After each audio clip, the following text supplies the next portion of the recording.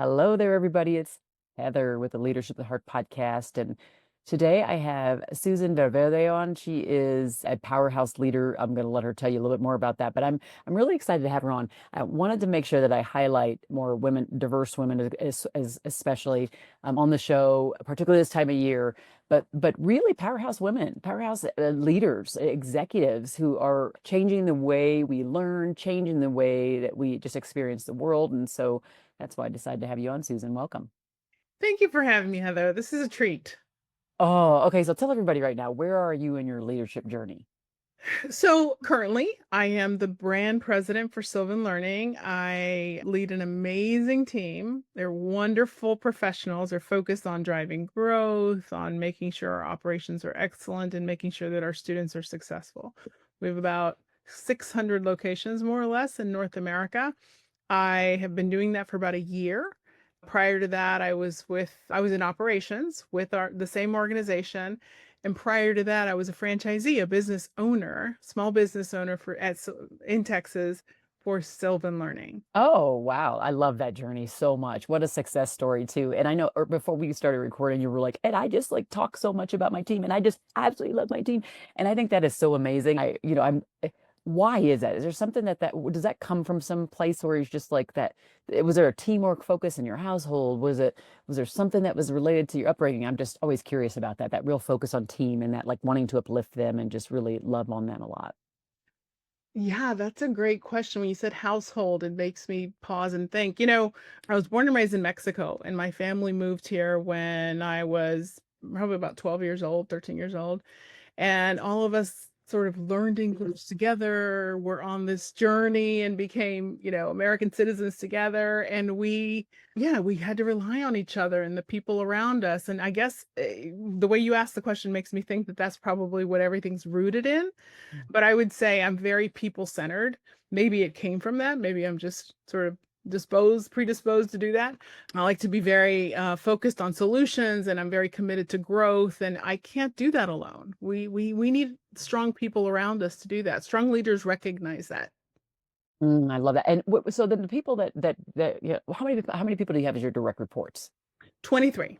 Holy smokes, that's a lot of direct reports. We can talk offline on whether I think you should say that many direct reports or not, but okay. What would they say about you? What would they say about you as a leader? How would they describe you? I hope they can describe me as someone who cares about people. Relationships are really important to me. Someone who's direct but fair. And again, very focused on solutions. Problems are coming at us every direction. I don't run from them. I'm not afraid of them, but we've got to get right to the solution. And it's not about who's right, it's about what's right.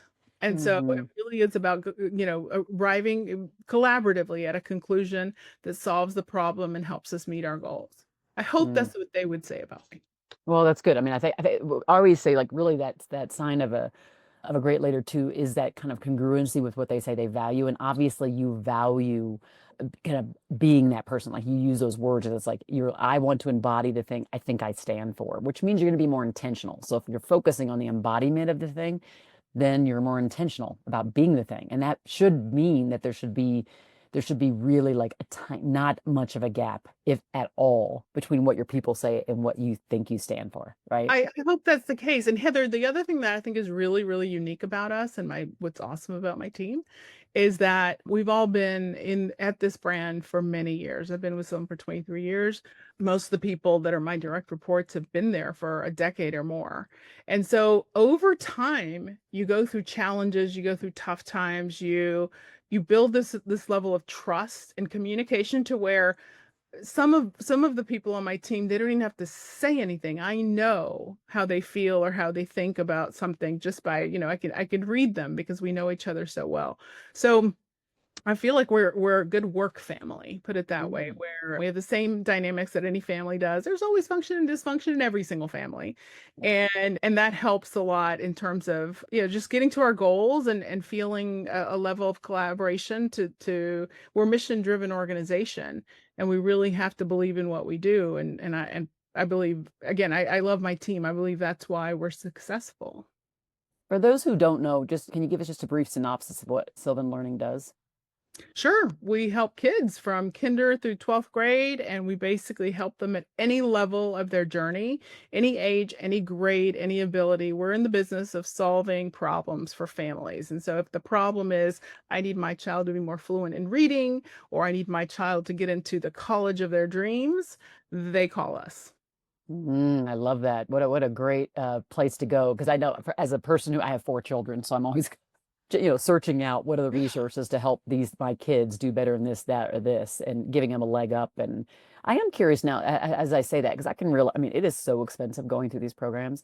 I am curious to know, especially given your background coming from Mexico, have you thought about, or do you all have programs where there's either like a foundation or something that helps with the kids who they need the help, but like their parents can't afford that full fee? Because again, it's tutoring and all these things can be very expensive. Okay, I'm very glad you asked this question and be warned, I can talk about this for hours. So, this is near and dear to my heart because you just described my family growing up.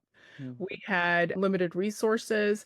When I was a franchisee, my business was located in the Rio Grande Valley of Texas. And so, if you know anything about South Texas, this is a border community. I used to own 4 counties. Two of the four are to this day the poorest counties in the entire nation. And so I didn't get into this business to only educate affluent families.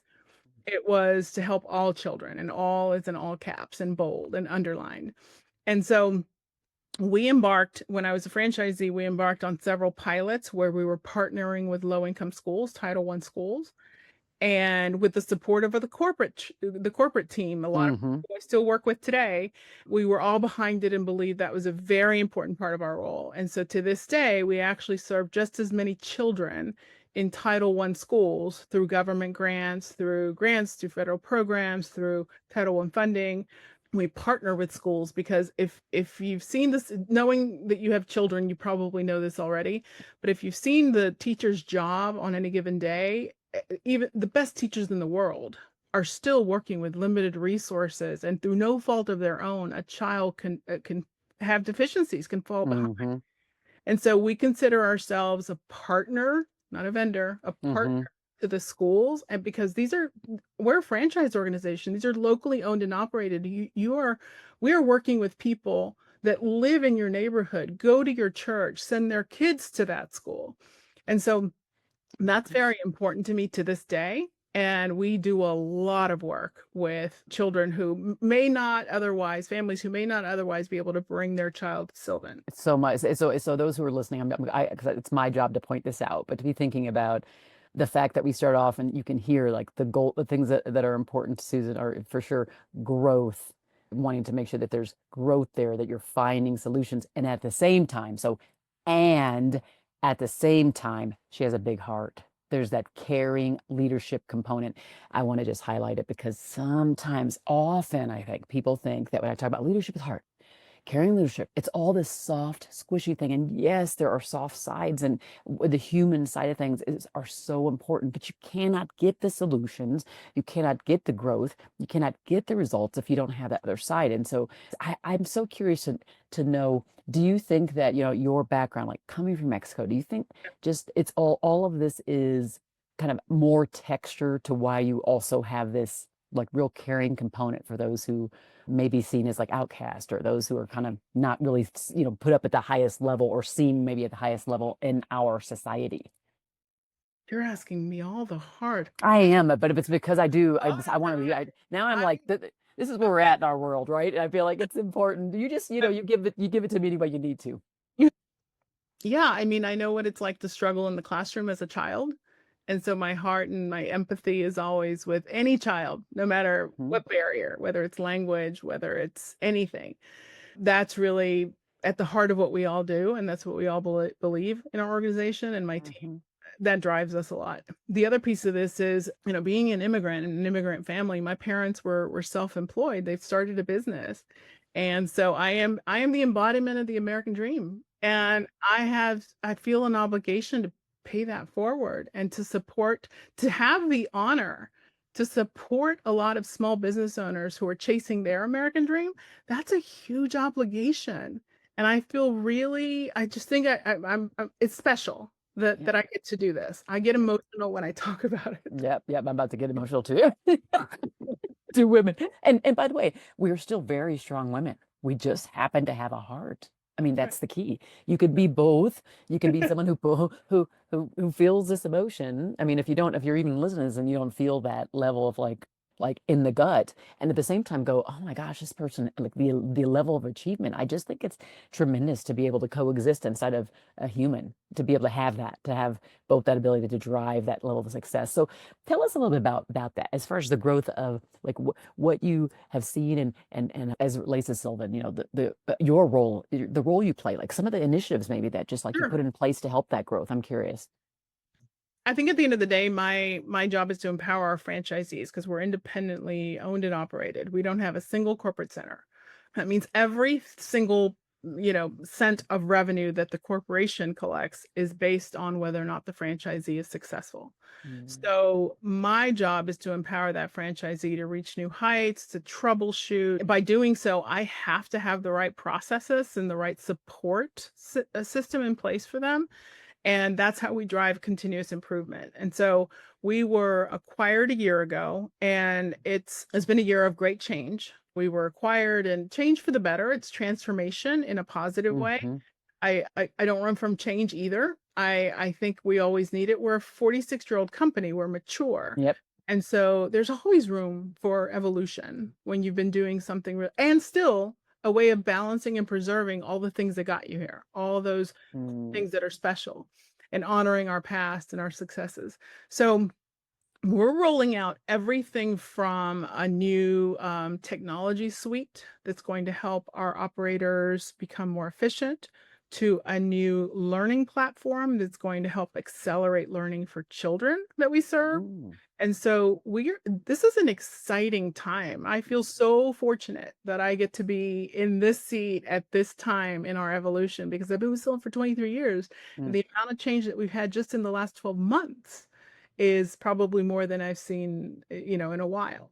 Oh gosh, that is very, very exciting. Okay, so now that we obviously we those listening, you can hear that, the Susan, she belongs on the Leadership of the Heart podcast, right? Like you can see why I decided to say yes, because I say no to a lot of people that come to me. And so now that we've seen that though, that like that side of you that's just, I mean, all the things, just all the dimensions in a short period of time, share with us a time when maybe you didn't show up as a leader with heart, or a time when you look back and you go, oh, there was this time where it was at crossroads, or there was something I was facing, and I wasn't maybe my best self, and it doesn't mean perfect, because everybody knows when you listen to the show, it's not about perfection. It's Right. about like being on that road of continuous improvement, trying to be your most brilliant self as much as you can. What would be a story you can share with us of maybe when you saw this part of you that you're like, ugh, you just try hard not to have that. So I'm going to share a story for the first time ever that I'm not super proud of, but I hope that it's just, I like learning from other people's mistakes instead of making my own. And I hope that this serves that purpose, in service of that, if anyone is listening and they can relate.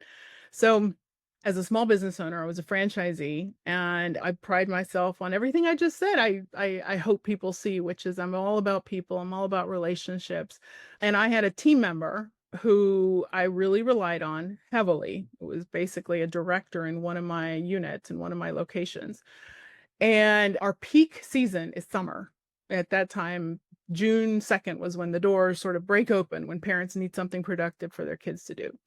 And she chose that day to resign and to basically walk off the job. And it shocked me. It made me so mad. How can you do this to me? We've invested in each other. I'm a small business owner. I work really, really hard around the clock. This day is very important to make or break our year. And once I cooled off and we had a civil conversation. So the first lesson there is, don't leave it at that. That conclusion of that story wasn't over. There was something to learn. There was a lesson to learn. So once I cooled off and I got my summer going, and it was the toughest summer, and we had a good year. I had to go back to her and have a sit down and say, all right, what happened? Why did this happen? Why did this play out the way that it did? What I learned from that conversation was that she had aspirations of starting her own business for a long time, and she had to go off and do all kinds of, she wanted to open a child care center. And she had to go off and do all kinds of licensing and everything to be open in time for the fall school year to make sure her business was set up for success. And so I think the light bulb there was that I shame on me for being shocked. I had check-ins with this person every single day. She was the last person I talked to before I shut down for the day and the first person I called in the morning. And I didn't know that she had aspirations to go off and start a business. And, as a woman in business, I know how hard it is. I'm very big about supporting other women who want to do whatever it is that they want to do and they want to pursue in their life. And I'm just ashamed that I didn't see that and know that until this happened. And I'm ashamed that my reaction was, "What are you doing to me? Look at what you're doing to me." It wasn't about me, right? Mhm. And so a lesson learned there is that I think there's always going to be a time, as painful as it is for people to part ways. And the more your eyes are open and the more you can be supportive and even open the door of opportunity for other people that have invested in your dream and in your goal, the better. I think that pays you back down the road. I really believe in that. And so I make sure I try to that our check-ins are that we're always aligned. I ask, everything from conversations about, succession planning. They should involve, this is what I think we should do. Is this your vision for what you want to do in your future? What is it that you want to do? Because at the end of the day, I know this is not going to be very popular. I would rather have 1,000% investment of a top-notch employee and team member for 1 year than that motivation and that love for the business going down and have them for 20 years and no disruption and no turnover. So I'll take 1,000% for a year and help them flourish and help them fly because someone opened those doors for me. Mhm. That's what we're supposed to do in life. Mm. That's my lesson learned. What a great story. And I would say that I heard you say, I'm ashamed of this and I'm ashamed of that. And I know that stuff sticks with you. And number one, I appreciate, thank you so much for like sharing that here for the first time, because I do think people that are listening will find great value in it. I know I did. I would say that, as leaders, one of the things we don't do is we don't give ourselves enough grace at different stages in our Yeah. journey. And like, we don't forgive ourselves enough for the fact that we're not perfect. I always say, like, give yourself grace, not too much. Give others grace, not too much, right? So there's like understanding the balance between what's too much and what's not enough. And oftentimes, I think as women, we don't give ourselves enough grace, just period on almost all topics. And so let's just get that out there. I think the key for you is, here is what I learned. Wow, that was an amazing learning experience. Like, instead of having shame, just really focus on that learning that's there, right? Because I think the learning is where the beauty is at, and that's also what polished you up. That makes now you're prepared for any of that type of stuff to come up. And I love your idea of, I'd rather take 1,000% than have someone with me 20 years and it's like they're lukewarm and they're not getting what they want. I mean, 100%. Yeah. exactly. Yeah, I think that's amazing that you look at it that way, because I think it also says, like, when we look at the employer-employer relationship, oftentimes there's like this imbalance that exists between employer-employer, like the executive leader or the leader or the manager, and then a team member who's at the front or whatever, right? There's always this imbalance that exists. And Yeah. if we look at our relationship different as one that's more of a like a collaborative partnership, Yeah. then we get out of all of us get out of what we need. And I think I also, if you're doing what you do, like, only thing I would have changed in that interaction is, like, when you're saying you have your one-on-ones, it's just like, always ask before I speak about what it is I see them doing or what my goals are. Like, I want to ask, tell me where there are holes in this. Tell me what you want. Does that play a part in what you want? I'd be constantly asking that. So I think your learning of that part, that's the biggest golden ticket you received. And if you can continue to spread that message, like right now we're spreading it to other leaders. It's not just like we're checking every day and so, okay, how's the process going and what's our deadline for this and how is our timeline going out for this? And it's like all about task and accomplishment of the thing I want. And instead it's like really shifting it. It's like turning things on its head, and Yeah. trying to find people to put holes in things, I think, is even more valuable.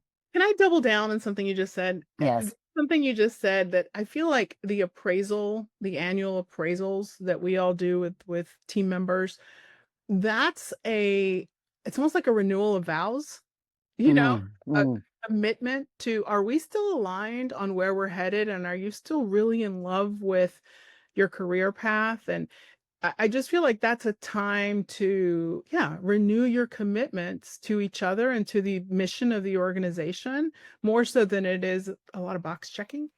Totally, totally. I read a book, and this is I keep talking about this because I think I need to go back to it. It's called The Alliance, Yeah. by Reid Hoffman. Reid Hoffman. He was Yeah. the co-founder of LinkedIn. Have you read the book? It was from a long time No. ago. Reid Hoffman, yeah. Yeah, Reid Hoffman. Yeah. So anybody's listening, I think that book is still super relevant. I don't care with AI and all these other things. It's a super relevant book when it comes to this like collaborative partnership idea and forming an alliance with your team members and checking back in. The other thing I would say is I would do the check-in more often. I would look at it quarterly, particularly with the Yeah. new generations in the workplace. I would do it quarterly. And the other thing I would do is instead of saying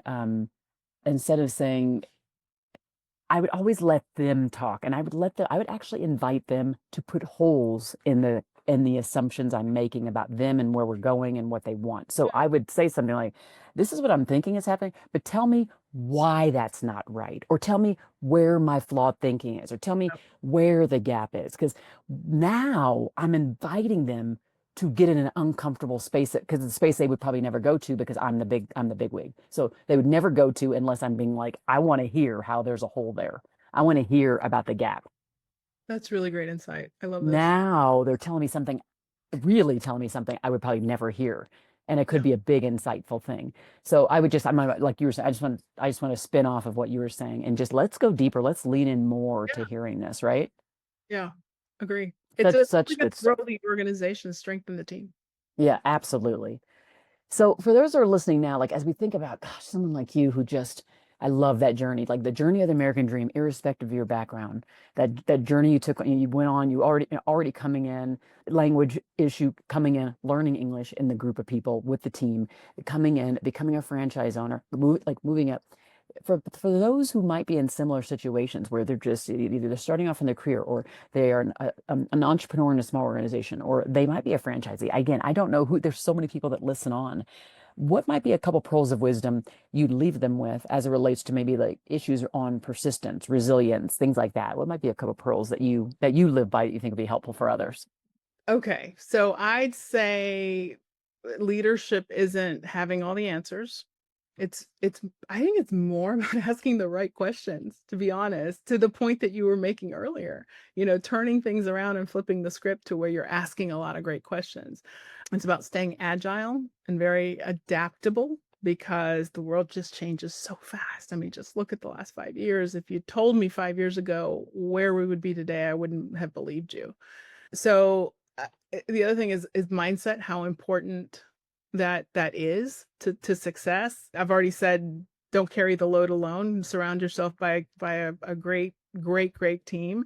Stay open to feedback. Listen, I I have this little thing. It's a screensaver on my phone, on my computer, and it says, never let a bad day win. And so I'd say, always ground yourself in some important reminders and what matters and keep going. That's what resilience is about. We don't have a choice. We have to, if you believe in what you do and you're really passionate, we just have to keep going. There's no choice. There's no decision to be made there. We just have to figure out how. I love that so much. So much goodness there. All the things, agility and teamwork and mindset and just all the good things. Thank you so much for being on here, Susan. Really, like I'm sure we could spend hours. I do. I know we could spend a long time. I think we could for It's this. fun. And I love I may have you back again because I think this is just exactly what people need to hear.